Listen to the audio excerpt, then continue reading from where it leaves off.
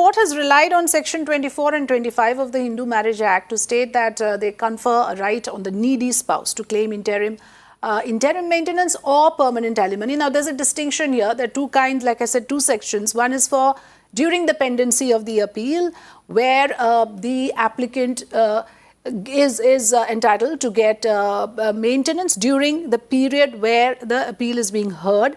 And of course the permanent maintenance, but after the decree or the divorce is passed. Now, I also want to understand here from the two lawyers on the program, Shilpi Jain, that it's going to be a very long drawn battle anyway. So after all, this is only about Section 24, is it? Because there again, the amount is rather small. There's a huge difference between the maintenance amount that is decided as a permanent maintenance amount and the maintenance for during the pendency of the appeal.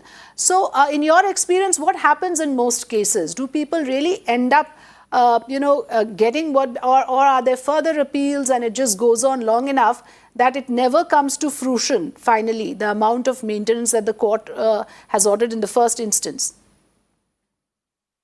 Well, that varies from case to case.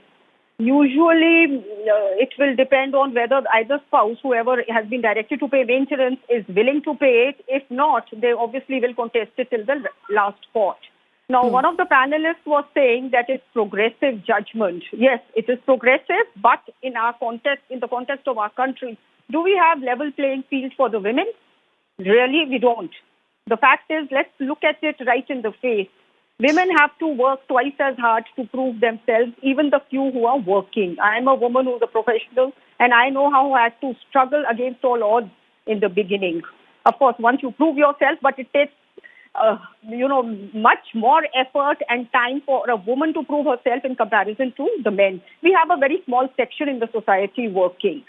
We have a very, very highly patriarchal society, which is changing, but the change is very slow. Dowry deaths are still the highest in India. 498A harassment of women still remains extremely high. Even in metropolitan cities, dowry is a menace we have not been able to fight at all. With all these circumstances, can we truly and in a fair manner put women at the same pedestal or, at the same level as a man? Now, as far as the judgments are concerned, that's what I was saying. When the statutes are not very categorical or specific about what the requirement is, that's when the courts step in. And those courts, the judgments become binding in explaining the law.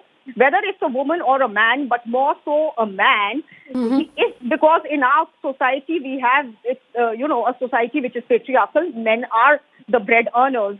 So the judgments are that if a man is, taking the defense that he is not earning, then the circumstances have to be looked into. Otherwise, every man against whom there is a maintenance petition, by my experience, 90% of them do take that, even if they are, from premier institutes, they withdraw from the job and go on leave. They say we'd rather show ourselves unemployed while the petition is pending. Even people who've been working in America, so many of my clients, the women have had to struggle to prove that these men are otherwise able